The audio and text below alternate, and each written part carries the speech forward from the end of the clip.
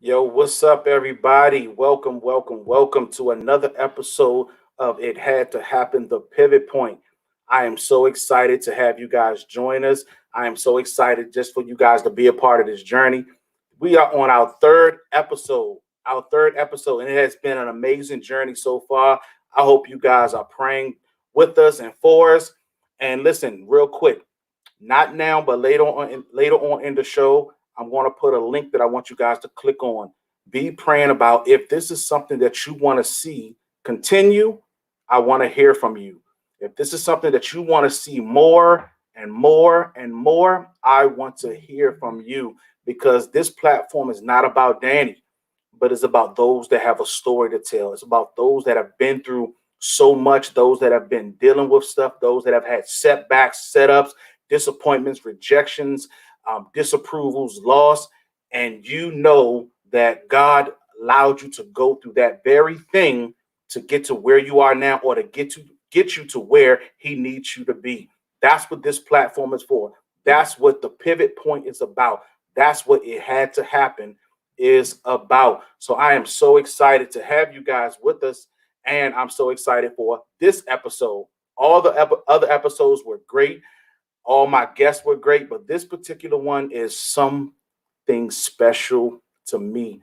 So I am not going to prolong the hour as always. I'm going to jump right into it. This young lady is my friend, my best friend, my wife. Affectionately, I call her my angel. Many of you know her as a singer. Many of you, she's taught your kids. Many of you have seen her direct the choir. Many of you all have sat under her singing teaching. But do you really know her story? So please help me welcome my best friend, my wife, the one and only, the beautiful Angela Prince, y'all. Come on, let's give her a warm welcome. What's up? Hello. Hey, boo. Hi, Listen, everybody. listen, guys, this is unrehearsed, unscripted. We have not talked about anything that I'm going to ask her. So we are going to treat this as if we don't So live in the I'm same nervous. house. Exactly. Look, I think I'm more nervous than you, but we're going to have some fun. All right, so let's do this. Angela S. Prince, mother, wife, singer. And I'm going to stop there. Tell us about yourself. Who was Angela Prince? Well, I mean, you just said most of who I am. I'm a mother, a wife. I do sing. I'm a mother of three girls. And right now, I'm just staying at home with them for now. I don't have a occupation as of now, but I'm sure we'll talk more about that a little later. I'm also just started my endeavor on being a little more intentional on my social media journey as far as sharing my story as a wife and a mother, um, and to encourage and inspire others. So that's, I hope that answers the question, as I know there's more to come. I heard you have a very handsome built husband. You want to share anything about him? I know you spoke about your daughters, but you want to share anything Of about your husband? course, my husband, you are my best friend, the person that, your last name is Prince, but I really believe that you saved me from a lot of things. You, and along with God, you saved me from a lot of things in my life. So yes, I could go on and on about you, but I don't know if you want me to. You really want me to? Oh, that's another show. That's a whole nother show right there. Yeah, because the little ones in the other room, so we only got like a few minutes. Listen, y'all, let me just give y'all a quick behind the scenes of what's going on here. Three kids and trying to pull off an interview with my wife is like Mission Impossible. It's like a time bomb just waiting to explode. So the window is short. So this probably will be the shortest episode of It Had to Happen, a pivot point. But I promise you it's going to be a powerful episode. Um, I didn't just, let me just say this. I didn't just bring Angel on to fill in the spot. I didn't just bring her on as a guest because I couldn't find nobody else. I was very intentional in praying about who I wanted to be on these episodes, these first four episodes. And Angel was at the top of my list because I know her story. I know the Angel that folks don't know. I know the Angel behind the scenes. I know the Angel outside of the position as a directress or a singer. I know the Angel outside of being a wife and a mother.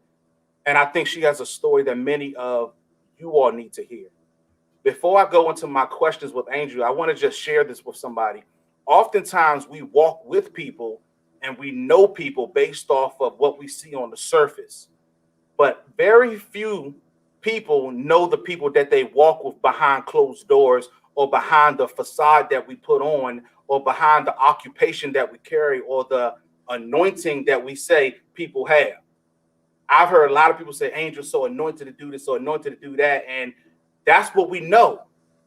But there is a story behind that that opens the eyes of those that really want to know who Angel is, and that is what we're going to dig into today. So, without further ado, listen, Angel, tell us your story. What was that event, the situation, the issue that you dealt with that caused you a loss, a setback, a disappointment, a failed attempt in your life? What's that story, Angel? That is a very broad question for me because I've been through so many things and I don't even really know where to start. But if I were to start anywhere, I would definitely say rejection has held me back in a lot of areas of my life. Um, Rejection, the fear of it, um, people actually rejecting me has led to some things uh, internally and mentally that I've gone through. Um, in addition to some things that you and I have been through in our marriage and in our life, we've experienced great loss. We've lost a home. Um, we have lost jobs. We have lost so many, we've lost privileges. We've lost the ability to be able to accomplish some things in our life. So that is part of it. Um, and back to the rejection piece, I felt so rejected in so many areas of my life that some of it I allowed it because I'm not going to sit here and blame people because I allowed those people to affect me. I've been rejected from certain things in my church. I've had people tell me, you're not good enough to do this in the church. I've had people tell me on my job, you're not good enough to teach. You're not good enough to whatever I was doing at that time. You're not good enough. I've been rejected by family that told me you're not good enough. Um, I've been rejected, in a sense, from my dad.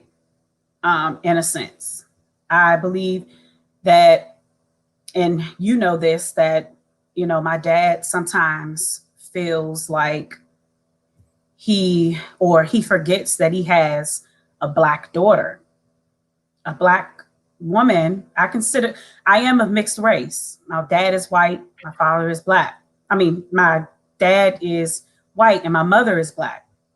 And I've even felt rejection in that area when it came to him, um, and him forgetting that I am black. I title myself as a black woman, and even as recent as like this past year, just feeling rejected. And like I said, in other areas too, church, work, and things like that. And so that has led me to have some anxiety in life. a lot of it. And I don't know if I'm talking too far ahead of the question, but um, that I allowed those things and those people to give me anxiety. Um, I've been on medication for anxiety. And it's only by the grace of God that I haven't had to take my anxiety medication since like a couple months after I had the baby, because they wanted me to continue to take it so that I won't deal with a whole lot of postpartum things. But I haven't had to take it since the summertime. Now, I don't know if that's because I haven't been around a lot of people, but that's a lesson in itself that, the people, your environment sometimes is not healthy. And so that, I don't know if that has anything to do with it, but I know it's also God that has delivered me and has kept me away from it. I've been allowed to function as a person, as a wife, as a mother. And I do, and I'm not saying that I don't have my anxiety moments. I do, but I haven't had them to the point where I've had to take my medication. And so I really thank God for that. It's powerful what you realize when you get put into a place where you're forced to isolate, you're Mm. forced to quarantine. A lot of folks, they looked at this situation of being in a pandemic as such a crutch, when in actuality it was a blessing to a lot of people. Your "it had to happen" moment actually became so clear to you when you got sat down, when you got isolated, when you got quarantined, and you had to look at yourself in the mirror, and you had to look at everything else around you and begin to do a process of elimination. And when you begin to eliminate those people, those places, those things, you begin to find out who you really are. I hope somebody is listening, because you're right now asking, you're saying, "Oh yeah, this story doesn't apply to me." You have no idea what story applies to you until you put yourself in that person's shoes and realize what places, what people, what things do you have in your life that you need to remove, just so you can see just how bad you're hurting, just so you can see how bad you're not getting what you feel you need, because you fill that gap, or you fill that void with so many things that just wasn't beneficial to you. And the very things that's not beneficial to can look like the very things that society says you need: family, church, a job, your friends. Those things right there could be the very thing that's not beneficial to you, that's causing you the lot of grief, and it can cause you the most setbacks in your life. Yes, um and Go ahead, please. I also want to say that it also caused me, and you laugh at me sometimes. You say, "Don't say that," but I had this thing for a while. I was like, I just don't like people. I just don't. And you like, "Don't say that." I'm like, I just don't like. I don't like people, and I don't want to be that way, because I do understand that the right people in your life is beneficial. With the right people in your life can help you to grow, can benefit you in a lot of ways. And I don't want to isolate myself. I don't want to stay away from people. I don't want to do that. However, I can control who I have around me. And I'm no longer going to be in environments and around people that are not going to build me up or lift me up, because I know that I'm going to do that for them. And so I do get in my isolation moments when I'm like, "Oh, it's just my husband and my kids, my little family, and I don't want anybody else involved." I don't want to be like that, because, first of all, you're not like that. You're very social. The girls are very social. They love people. And so I don't want to be like that, because I love having friends. I love talking to people. I love encouraging people. I love to receive those things as well. And so I don't want to get to that point where I just don't want to be bothered with anybody. I don't like that. I don't like feeling like that, but I have felt like that. And I'm sure some of you out there have felt that way as well. But you have to protect your peace. Exactly. I'm you Protecting your peace, guarding your anointing, setting up boundaries is the thing that we want the most, but we don't put the energy into doing it because of fear of who we may lose, who we may leave behind, who we may offend. And again, going back to this pandemic has proven that my peace and my sanity is what we need to most during this time. Mm-hmm. You can lose your mind if you don't protect it. And I love the fact that you said that. I mean, sometimes you just have to be real. Truth hurts. And the fact that I know what you meant when you said you don't like people, but a lot of times when you scale back from being around so many people, you really understand and learn just who you need to be around or just who Yeah. you need to have in your circle. But let me just ask you this. We heard your story. How did the rejection of your job, the rejection from church, the rejection from family, the rejection from your father, how did that make you feel? How did it affect you? How did it impact your situation? Like let's dig deep into that. Like how did it really make you feel? Whoa. I mean, it makes you feel, I mean, plainly, it makes you feel like a loser.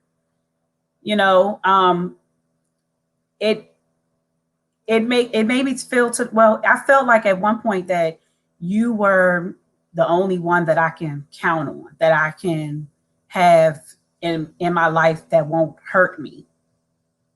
I guess if that makes sense. And I so a lot of times I am afraid to get close to people because I don't want them to hurt me. I've had friendships where they kind of like ended and I have no idea why. Still to Wow. this day, have no idea why. And you know, when people are reject you like that, I mean, it makes you feel bad. It makes you feel like a loser. It makes you feel like, you know, like I'm the type of person, I do a lot of self-examination. I know I got some things. I know I'm not perfect. I know that. Like I don't need anybody to tell me that because I know You that for close to it myself. though. You close to it. No, nah, I'm not. Come on now. I'm not. But you know, it made me feel, you know, with my dad, and I don't mind talking about this because I've had the conversation with him. You know this. I'm not telling the world that I have an issue with being rejected from my dad because I've told him this myself. Okay. And the response wasn't, it wasn't anything that, put it this way, is not resolved. So, and I don't mind saying that, but it's still, you know, I look back over my life and I'm like, well, if my dad was in my life or if he did things different, maybe I wouldn't have gone down these wrong paths that I went down because I went down a lot of paths, of wrong paths.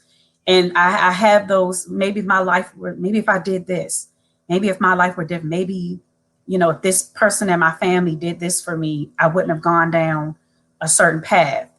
But, you know, but I had to really come to the point where I'm like, okay, I'm going to stop focusing on what these people didn't do or what these people did to me.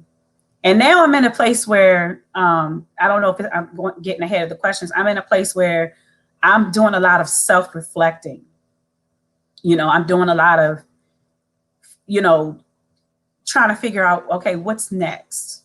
What's next? You know, we have a lot of time on our hands right now, especially with me, you know, not working due to COVID, you know, besides taking care of the girls, which takes up a lot of my time, but I still have time to kind of sit and reflect on what is next, what God wants next for me.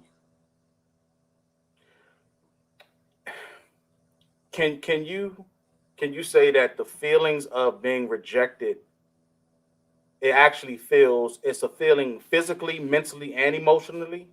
Like is it just something that you just know you don't like the way it feel? Yeah, I don't like the way it feels. I don't like um, the way that sometimes people are not, I always say this, that people, I tell you this, people are not like you. So what I would do in a situation is not what someone else may do. And so I have to stop expecting that. I always see that mean, stop expecting you out of people. And I always expect that. And I have to stop, or I had to stop doing that, because I realized that not everybody is going to be like me. You want to feel some major rejection, start expecting people to be like you. Mm. Start looking at people, start surrounding yourself around people that you expect to be like you, and you will be disappointed every single time, because Hmm. that's a major hindrance for all of us. There is not a person that's streaming and listening right now that cannot say they haven't expected other people to be like them, or they haven't expected them to be looking for them out of other people. And that's something that we have to stop doing. Give people the chance to be themselves, because I'm definitely going to be me. You're definitely going to be you. And until we find liberation in that, we're going to always expect people to be who we want them to be instead of them. And so, at what point, when did you realize that your situation had to happen? When did you realize that all the hell you've been through, the rejection, the setbacks, the disapprovals, the not feeling the value that you felt like you should? Because you mentioned it's not just your dad. There were several platforms in your life where you felt rejected. And if folks could realize their issues with that, or the role they play behind it, then maybe they would change. So when did you realize that your situation had to happen? Um, so I guess, I hope I'm answering this question right. When I had my first child, I always said, I am not going to, I'm going to try my best to not have my child go through the things that I've gone through. Um, and without, I can't, I'm trying to be careful in the way that I say this, but, I try to make sure that I show my children love. I show my children the attention, everything that they need, the conversations, everything that they need from me as a mother, so that they will never feel like that they're being rejected, or not only rejected, but that they don't get the attention that they need from their parents, from their mom. And when you say, when did I realize it had to happen? I realized that everything that I've gone through, has taught me, so that I can be the best mom that I can be. And everything that I've gone through, I'm stronger. Um, I'm healthier, especially mentally. I'm healthier, and I know that God has done a work in me in my mental health. Mm. I've, in addition to anxiety, I've also dealt with depression. And that famous, act of depression is that those mornings you just don't want to get out of bed type of depressions. That those are the worst kind. You getting out of bed is a struggle, because I'm feeling like, okay, I don't feel like I'm going anywhere in life. I don't feel like I'm doing anything, and I'm constantly feeling like I'm getting rejected. And so that was one thing, having children really made a change in me. It made me change, because I know that, okay, I'm going to be the best mom that I can be, and I'm going to try my best to not have them go down some of the roads that I went down. And also, one thing that hovered over me for years, was not having my college degree. That like tore me up for many, many years. And I may not have talked about it as much, but it really did, because, we live in a society. It's just like, if you don't have your degree, it's like you're not really doing anything, you know. And I've had all types of jobs. I've been a receptionist. I've been, administrative assistant, office manager, And just recently, I was a teacher, and it was even I couldn't even um, excel in that career the way that I wanted to because I didn't have my degree. And so for a while, there were a lot of things that stopped me from going back to school, like finances and time and things like that. But God opened the door about a year and a half ago. I mean, and I say it was God, it was all God. I don't know how it happened, but it was like a miracle where I was just like, you know what? Let me just make this call one more time and see if they stop telling me no. Because they kept telling me no, no, you owe this much. Can you pay this? No, I can't. Oh, well, you can't come back. They kept telling me no, no, no. And finally I said, let me call this one last time. And they told me yes. They said, we made a change in the system. Your everything that you owe us is forgiven. So you can come back to school.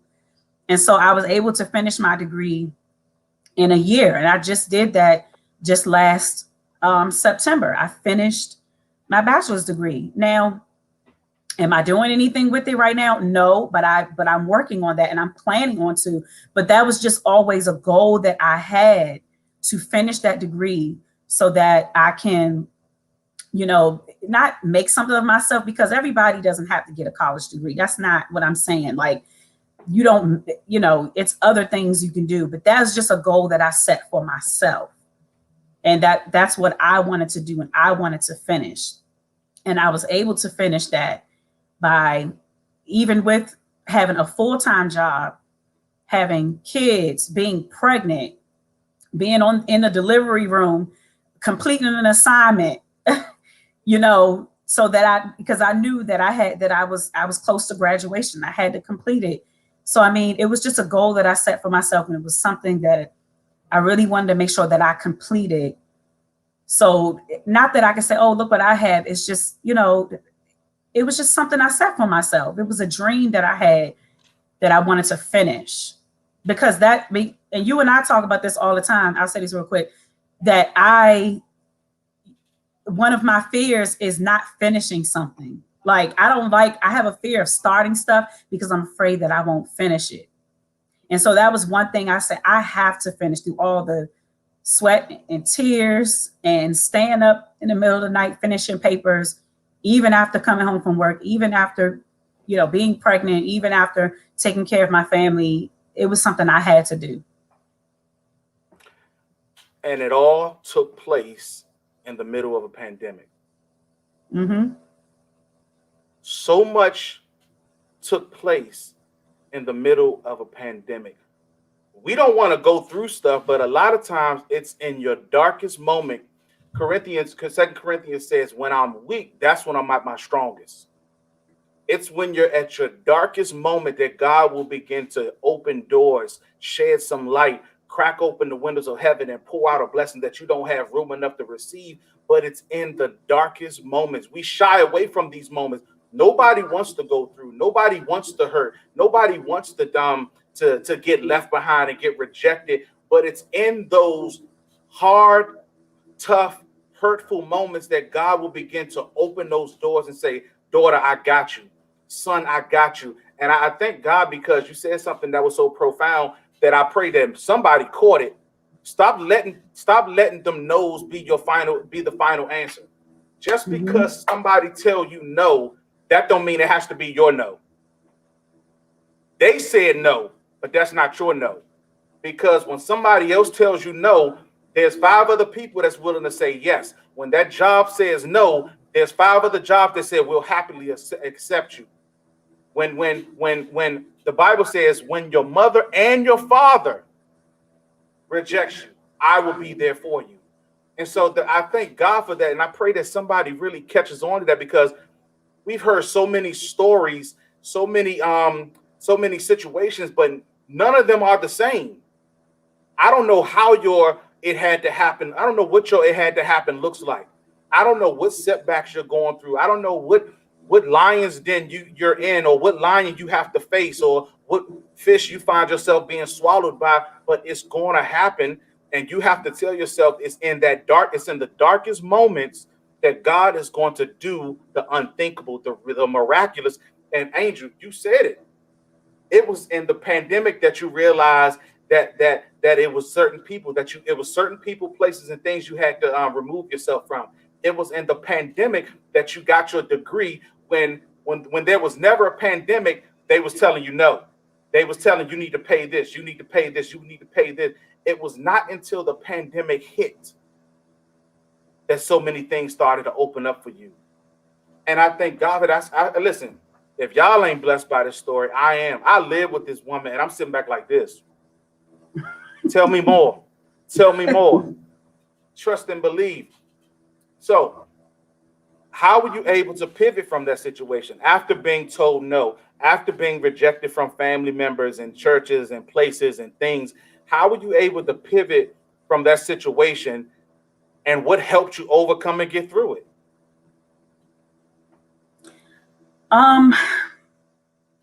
I guess just realizing that I don't know. Um, it honestly more recently is when I have kind of made up in my mind that yeah, I'm not going to deal with a lot of um, you know, the people that just say whatever and do whatever they want. Because even though, certain people, you know, told me no or said things to me, I still have something to fight for. I still have, my family to fight for. I still have my sanity to fight for. And so I don't know if it was a specific situation that initiated this change. I guess it was just something in me that just said, okay, like we need to get it together. We need to do better. We need to have a better mindset. I know one thing I said, I want to stop thinking so negatively. I want to think more, I want to be more positive about myself. And a big thing, when we all do this, I'm sure, is comparing yourself to people. Comparing, looking at somebody else's situation, looking at, thinking, I had this thing where I'm like, gosh, it seemed like, this person, things come like a little easier, for them than it. I feel like I have to fight and work so hard, and I felt like that all my life. I have to fight and just work extra hard more than other people. And I had to stop doing that because, my path is not in somebody else's path. My path is uniquely designed for me. And it has made me strong. Like I'm able to, what used to bother me or what used to get something happen, a trial, I don't respond to it the way that I used to. Sometimes I surprise myself.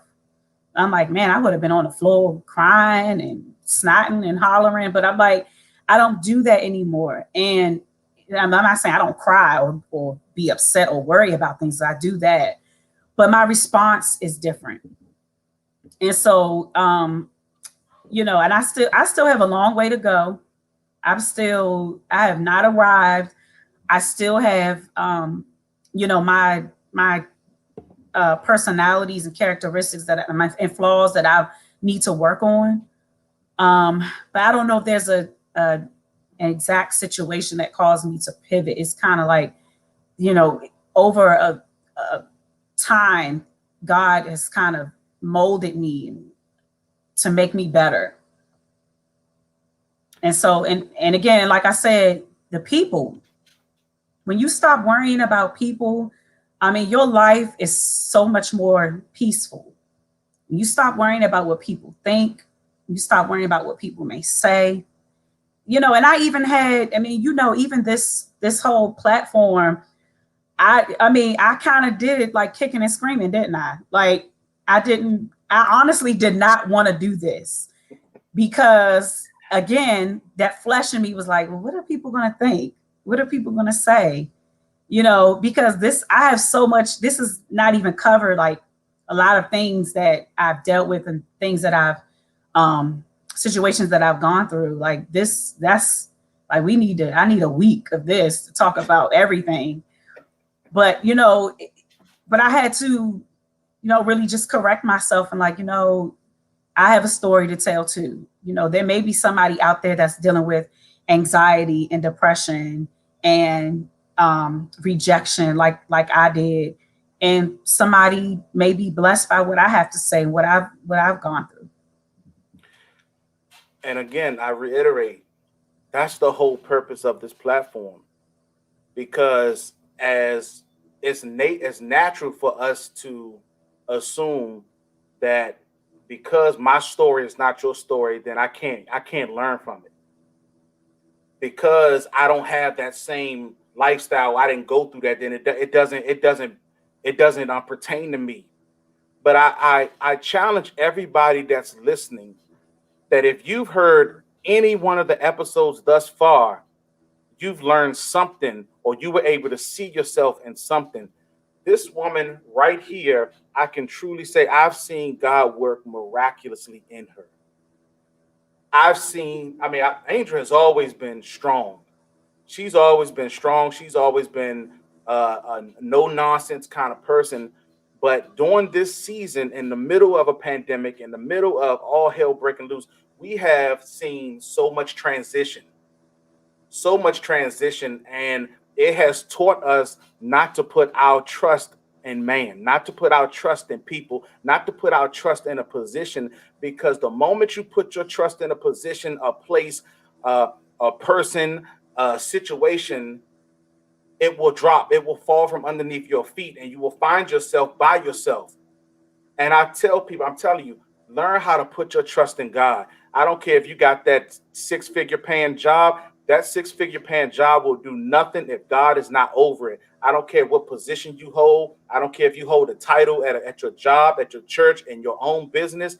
That has nothing to do with what God has in store for you. The sanity that you see on Angel comes from the peace that surpasses. That scripture come to life. That is the peace that surpasses all understanding. Because even though she, in so many words, she doesn't have everything she wants, she has everything she needs. And the want is going to come if she submits to Christ and understands that God is not going to just meet your needs, but He's going to meet your wants.